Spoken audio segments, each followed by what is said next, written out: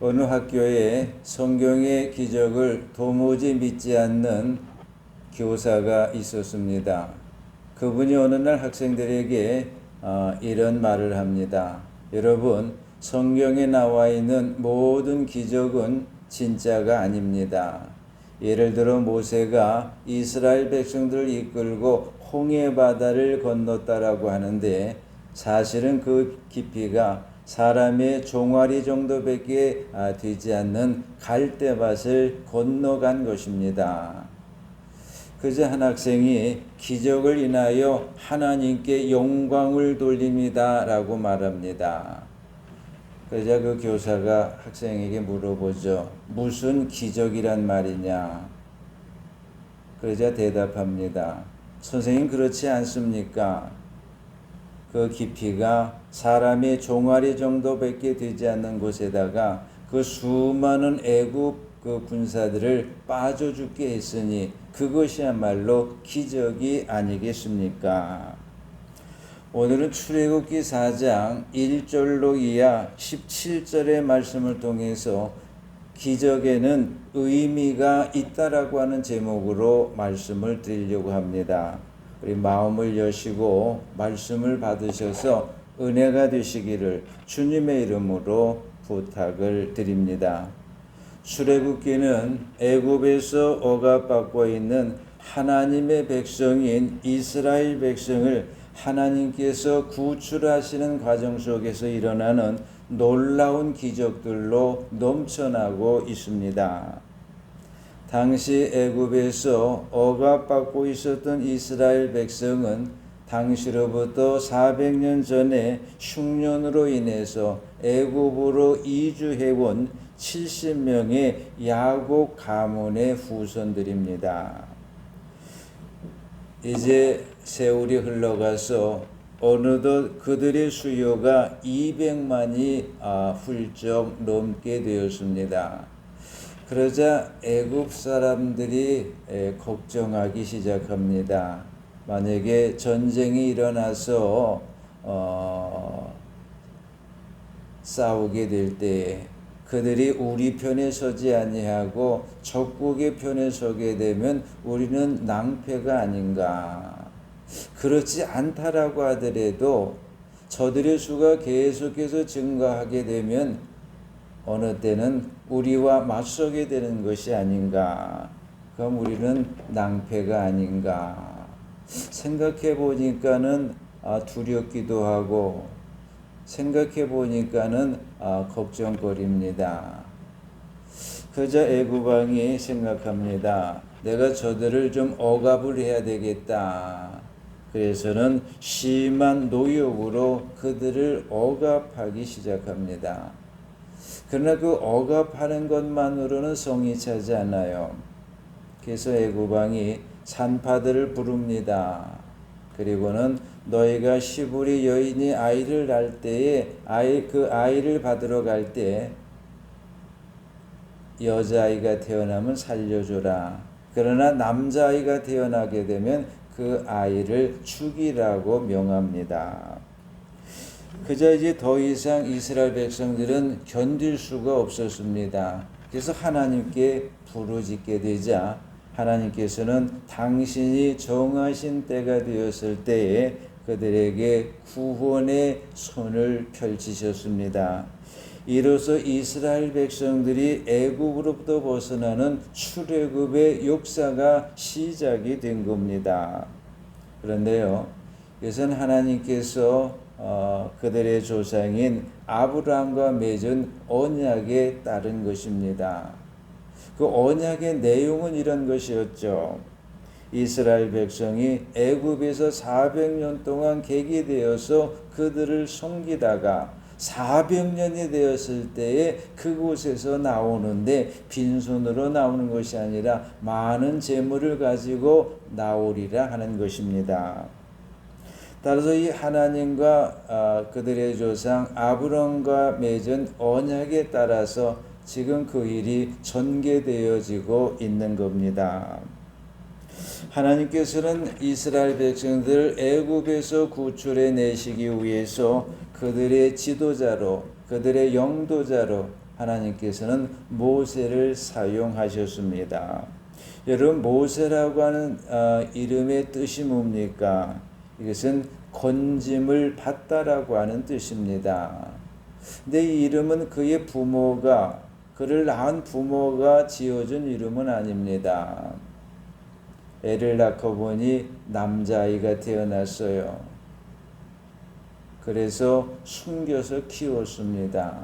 근데 아이가 점점 커가면서 울음소리가 커지고 더 이상은 숨겨서 키울 수 없는 상황에 도달하자 갈대 상자를 하나 만들어서 그곳에다가 아이를 넣고 그리고는 강가에 띄우면서 아마도 하나님 앞에 기도했겠죠.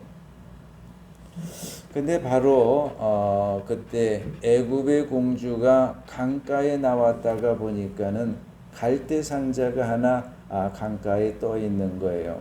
시녀들 시켜서 가져오라고 했고 열어보니까 한눈에 그 아이가 시브리 남자아이라고 하는 것을 알았습니다. 그러나 그럼에도 불구하고 공주는 그 아이를 자신의 아들로 삼으면서 이름을 붙여줬는데 그 이름이 바로 모세라고 하는 것이니 그가 강가에서 건짐을 받은 것과 아주 걸맞는 이름이라고 봅니다.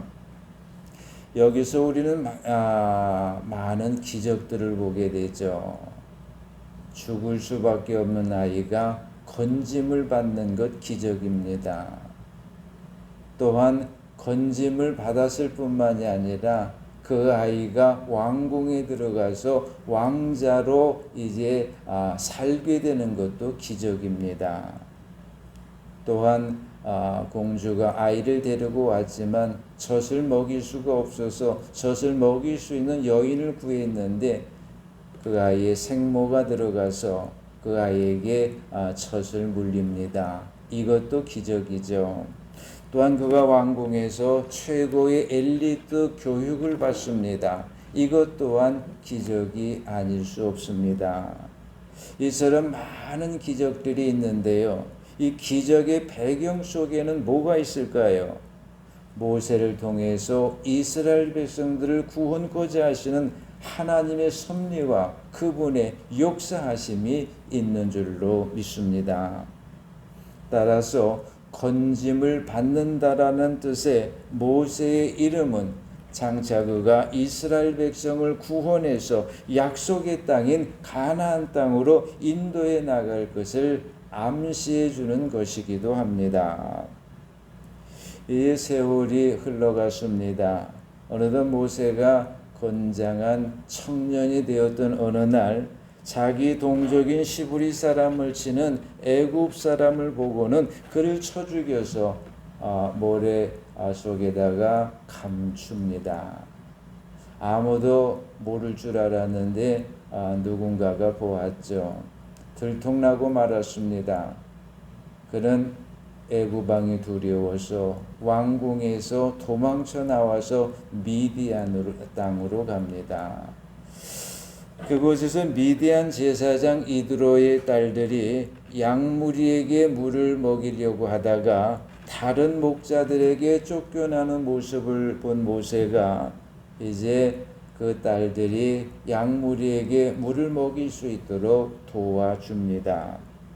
그 후에 이 일을 계기로 해서 모세는 이드로의 7딸 중에서 십보라라고 하는 여인을 아내로 맡게 되고 그 아내를 통해서 이제 자식을 낳고 양을 치면서 지난날 애굽에 있었던 모든 일은 잊어버리고 살아갑니다. 그러던 어느 날이었죠. 모세가 양무리를 이끌고 호렙산에 이르렀을 때 떨기나무를 보게 되었는데요.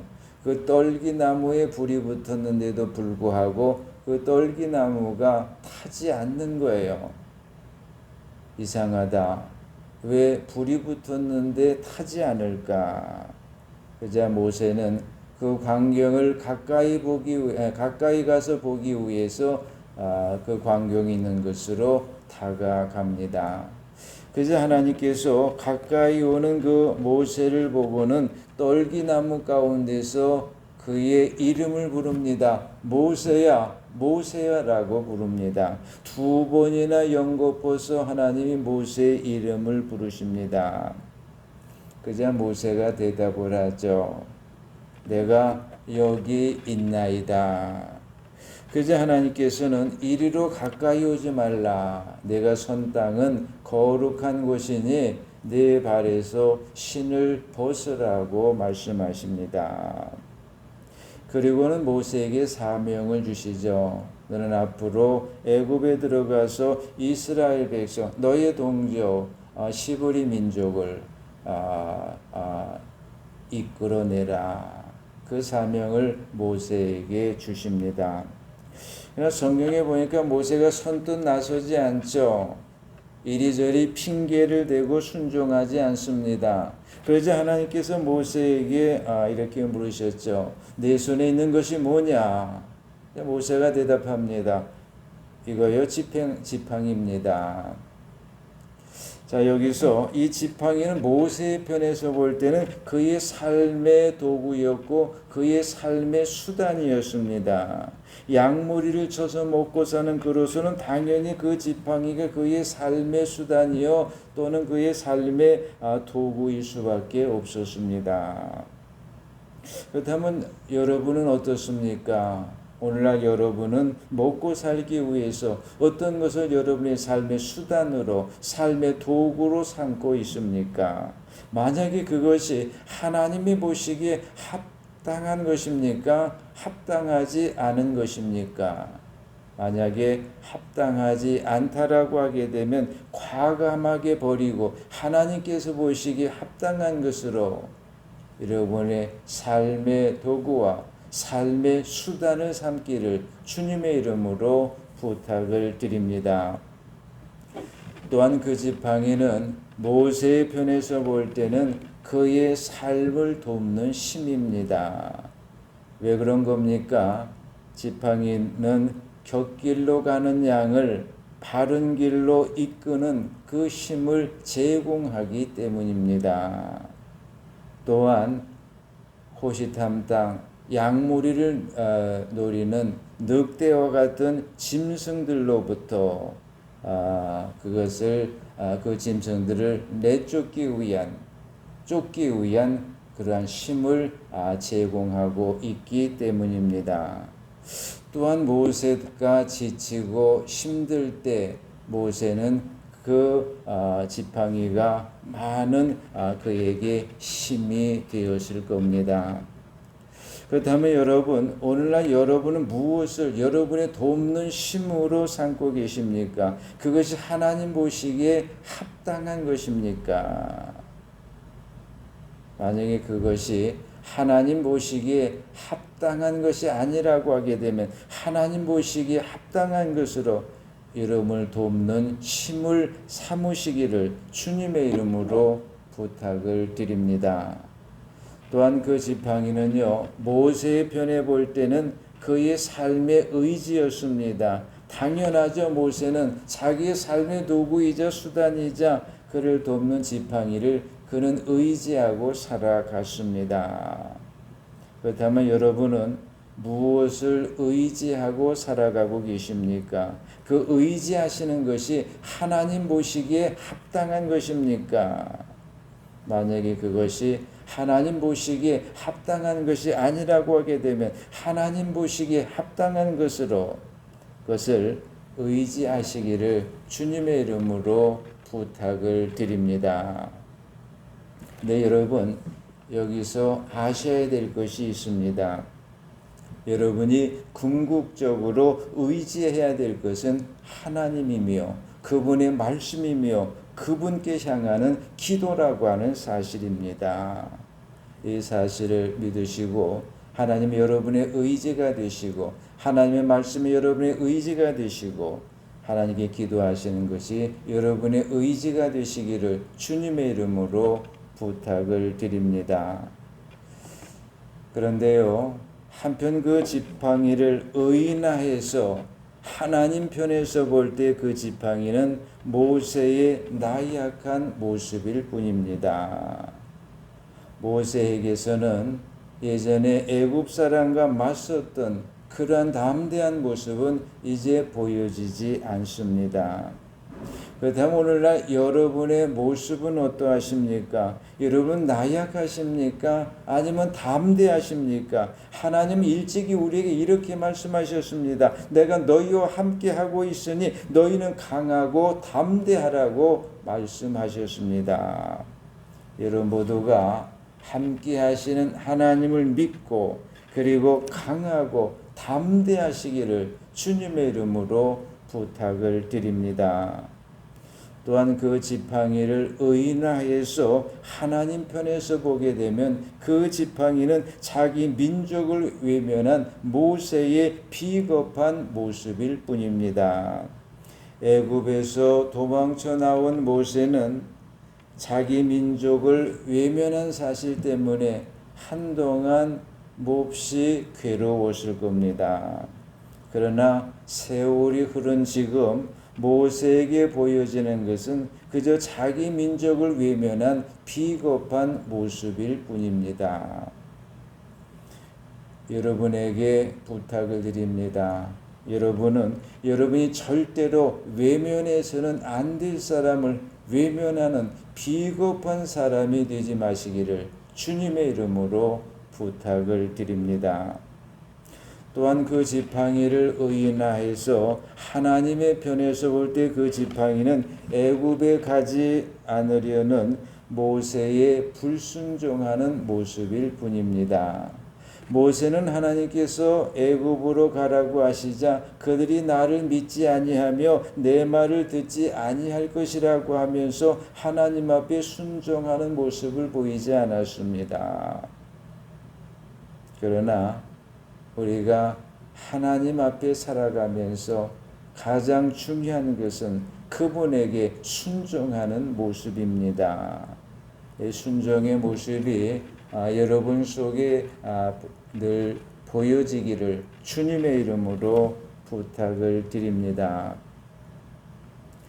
다음으로 하나님께서는 모세에게 손에 있는 지팡이를 땅에 던지라고 하셨습니다. 그러자 모세가 자기 지팡이를 땅에다가 던집니다.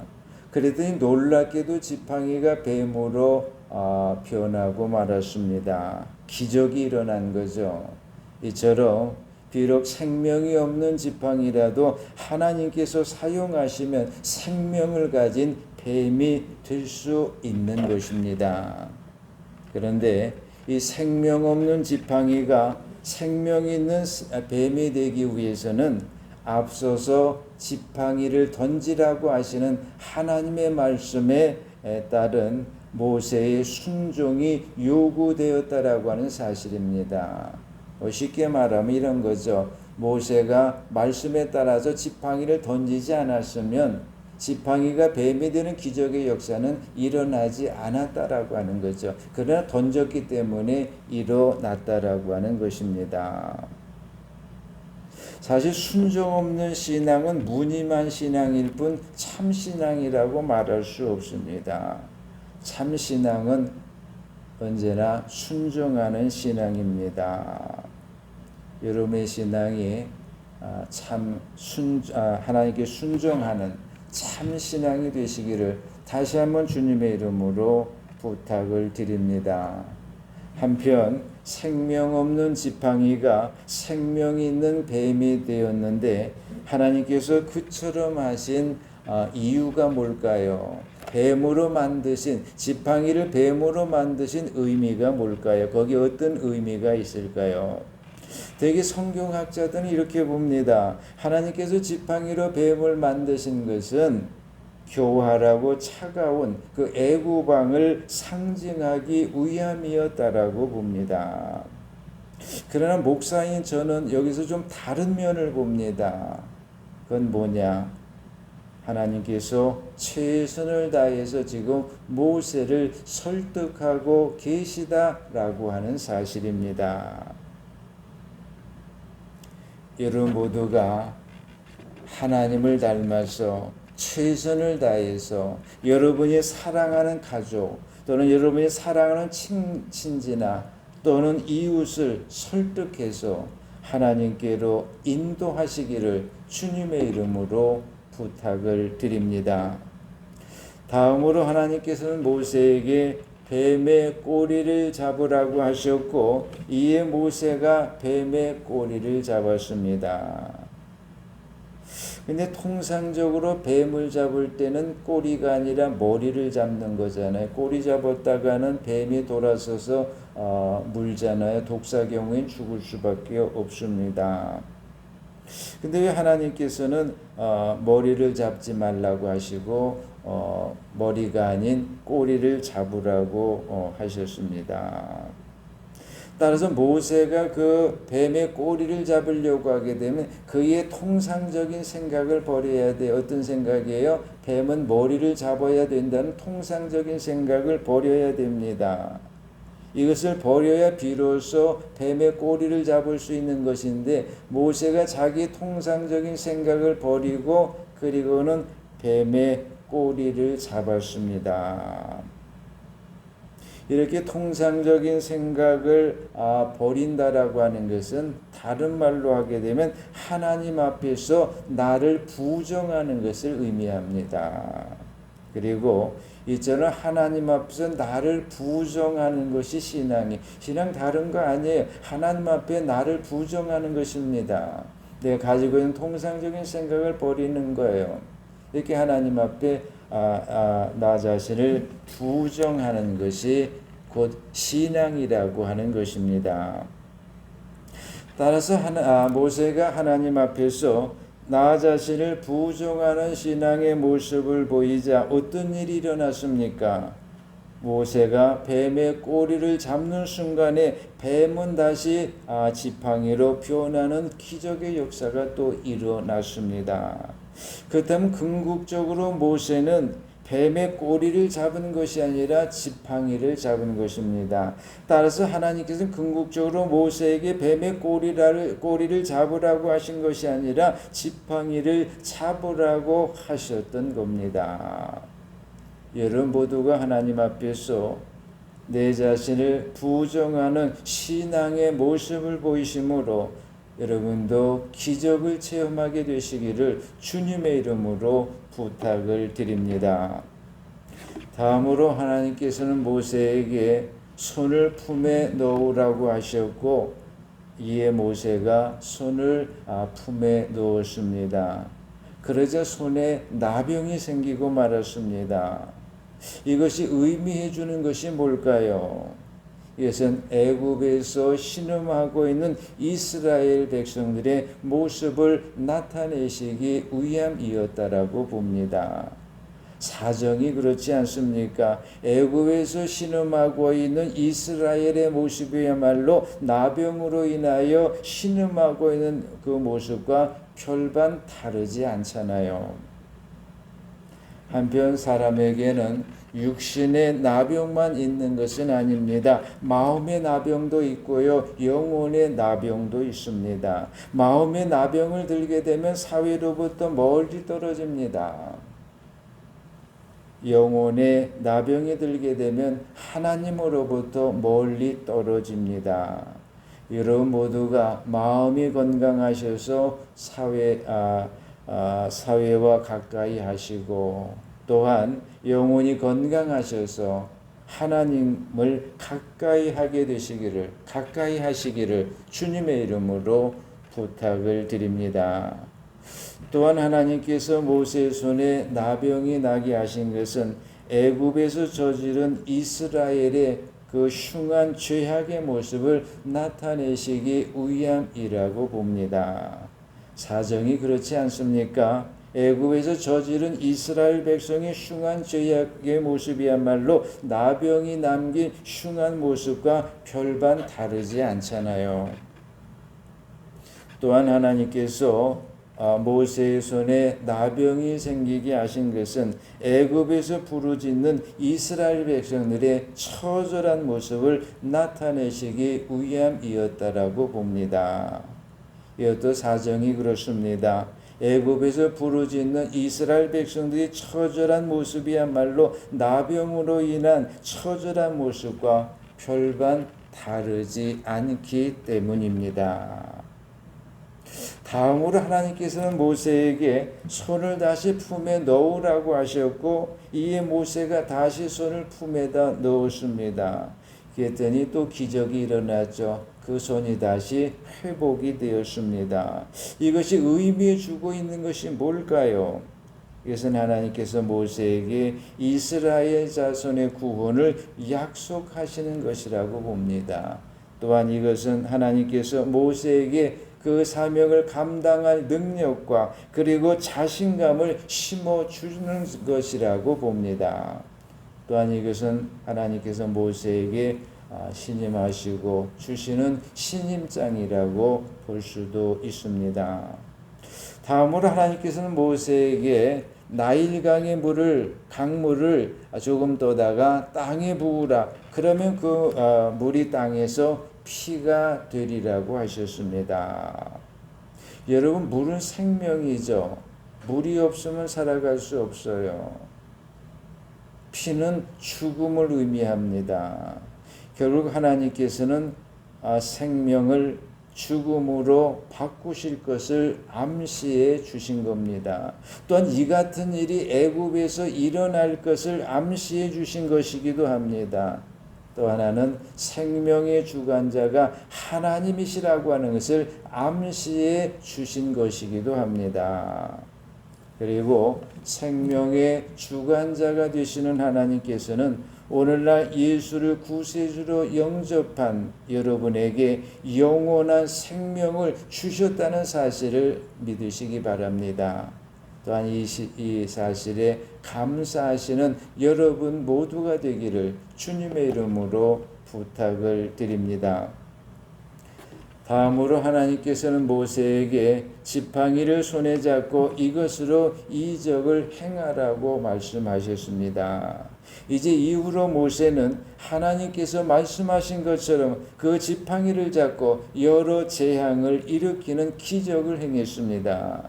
그 결과 애굽 왕을 굴복시켰고 마침내는 홍해를 건너서 이스라엘 백성들을 안전하게 구원시켰습니다. 물론 모세가 가지고 있었던 지팡이 자체에 능력이 있는 것은 아니죠. 그건 볼품도 없고 생명도 없는 그저 그런 막대기일 뿐입니다. 그러나 그 막대기를 통해서 여러 가지 기적을 행할 수 있었던 모세가 일으킬 수 있었던 이유가 뭘까요? 그것은 하나님께서 이 지팡이로 이적을 행할지라고 하는 하나님의 말씀을 믿고 그리고 이 말씀 이후로 나타날 그러한 그 하나님의 능력을 확신했기 때문입니다. 또한 그 능력을 확신했을 뿐만이 아니라 모세는 그 능력을 의지했습니다. 그리고 이후에 나타날 하나님의 능력을 의지해서 그가 받은 사명을 감당하고 나섰을 때 기적의 역사가 일어난 줄로 믿습니다. 따라서 오늘날도 기적을 일으키시는 하나님의 능력을 확신하고 그 능력을 의지하고 그 능력에 의지해서 부름받은 사명을 감당하고 나갈 때 기적의 역사가 일어납니다. 여러분 모두가 기적을 행하시는 하나님의 능력을 확신하고 그 능력을 의지하고 그 능력에 의지해서 부름받은 사명을 감당코자 나서심으로 하나님의 기적을 체험하게 되시기를 주님의 이름으로 부탁을 드립니다.